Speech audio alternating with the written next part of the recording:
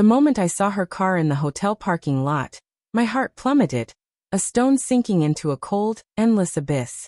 It was a Tuesday evening, the kind of ordinary day that shouldn't carry the weight of betrayal. Yet there it was, her silver sedan, parked crookedly under the neon glow of the sunset in sign. I sat in my truck, gripping the steering wheel until my knuckles whitened, the world narrowing to that single, undeniable fact. Emily was here, and she wasn't alone. We'd been married for 7 years, Emily and I. 7 years of quiet mornings sharing coffee, of her laughter filling our small kitchen, of her hand finding mine in the dark when nightmares woke me. I'd always thought we were solid, not perfect, but real. 2 people who'd chosen each other through the mess of life. But lately there'd been cracks. She'd been distant, her smiles fleeting, her excuses piling up like unpaid bills. "Work's been crazy," she'd say, or, "I'm just tired, Ben." I believed her because I wanted to, because trust was the foundation we'd built everything on. Or so I thought. It started with the texts. I wasn't the type to snoop, but one night, when her phone buzzed on the counter while she was in the shower, I glanced at it. Just a reflex, nothing more. The name Ryan flashed across the screen, followed by, "Can you meet tomorrow? Same place." My stomach twisted, but I told myself it was nothing. Ryan was her coworker, the guy from her marketing team she'd mentioned in passing. "He's just helping me with the new campaign," she'd said when I asked, her voice light, her eyes avoiding mine. I let it go, because doubting her felt like doubting myself. But the texts kept coming.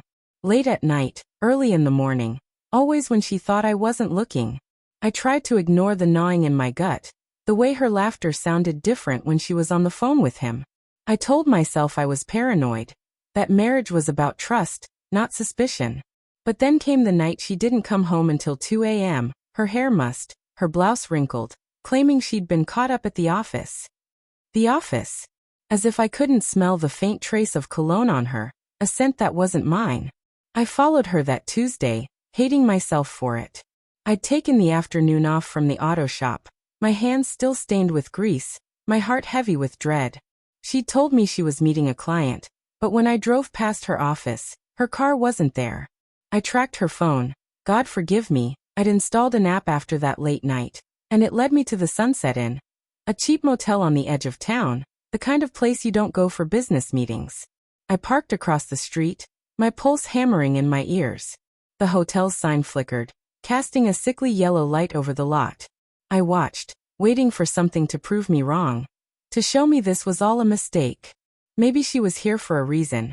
Maybe Ryan was just a friend, a colleague, like she said. But then I saw them. Emily stepped out of room 214, her hair loose, her face flushed. Ryan followed, his hand grazing her lower back as they walked to her car. The intimacy of that touch, so casual yet so deliberate, hit me like a fist to the chest. I couldn't breathe. I wanted to storm across the lot, to demand answers, to scream until the world made sense again. But I didn't. I sat there, frozen, watching as she laughed at something he said, her head tilting the way it used to when she looked at me. They didn't kiss, didn't hold hands, but they didn't need to. The truth was in the way they stood too close, the way her eyes lingered on him, the way she didn't look around to see if anyone was watching. She wasn't thinking of me at all. I drove home in a daze, the road blurring through tears I refused to acknowledge. Our house felt wrong when I walked in, too quiet, too empty, the ghosts of our life together mocking me from every corner. Her favorite mug sat on the counter, half filled with cold coffee. The throw blanket we'd bought on our honeymoon was draped over the couch. Everywhere I looked, there were pieces of us, pieces that now felt like lies. When Emily came home an hour later, she was all smiles, her voice bright as she asked about my day. "Just another Tuesday," I said, my throat tight, my eyes searching hers for something, guilt maybe or regret. But there was nothing. She kissed my cheek, her lips cool, and went to change. I stood in the kitchen, my hands shaking, wondering how someone could lie so effortlessly to the person they'd promised to love forever. I didn't confront her that night. I couldn't. The words were there, sharp and jagged in my throat, but I didn't trust myself to speak them without breaking. Instead, I lay awake beside her, her breathing soft and steady, while my mind replayed every moment of the past few months. The late nights, the vague excuses, the way she'd started locking her phone. How had I missed it? How had I let myself believe we were okay? The next morning, I called in sick and drove back to the hotel. I don't know why. Maybe I needed proof, something tangible to hold on to when the confrontation came. The clerk at the front desk, a bored kid with acne scars, barely looked up when I asked about room 214. Yeah, it's booked every Tuesday and Thursday, same couple, he said, shrugging. Pay in cash, don't leave a name. My knees buckled, but I nodded, thanked him, and stumbled back to my truck. Every Tuesday and Thursday. The words burned into me, a schedule of betrayal I hadn't seen coming. I thought of our life together. Our wedding day, when she'd cried as we danced to our song. The miscarriage 2 years ago, when we'd held each other through the grief. The way she'd promised after every fight, that we'd always find our way back. Had any of it been real? That night, I couldn't hold it in anymore. She was in the kitchen, chopping vegetables for dinner, humming softly like everything was normal. I stood in the doorway, my heart pounding so hard I thought it might burst. Emily, I said, my voice low, unsteady. She turned, her smile faltering when she saw my face. What's wrong, Ben? She asked, setting the knife down. I followed you yesterday, I said, the words spilling out before I could stop them. To the Sunset Inn. I saw you with Ryan. Her face went pale, her eyes wide. For a moment, she didn't speak, and in that silence, I felt the last threads of our marriage unravel. Ben, it's not what you think, she said finally, her voice trembling. He's just helping me. Don't.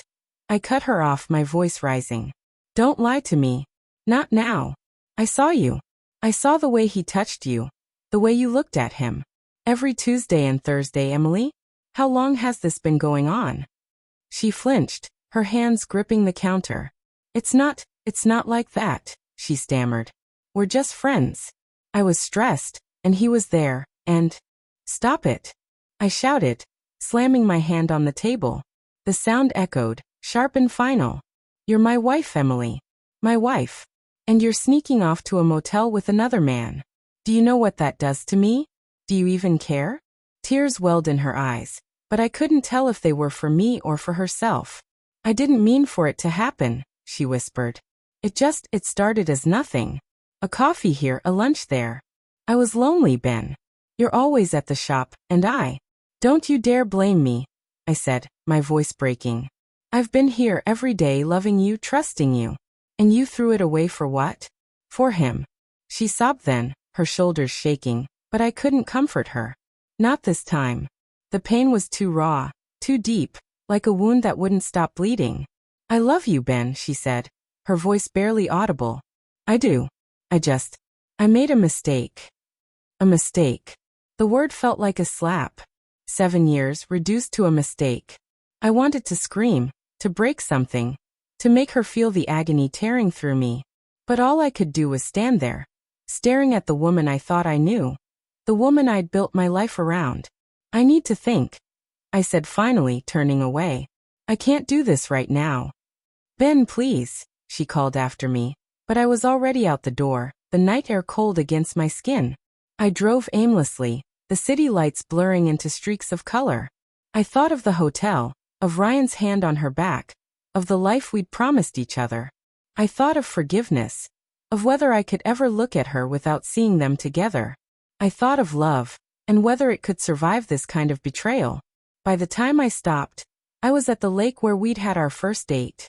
The water was still, reflecting the stars like a mirror. I sat on the shore, my chest tight, my mind racing. I didn't know what came next, divorce, counseling, a fight to save what we had.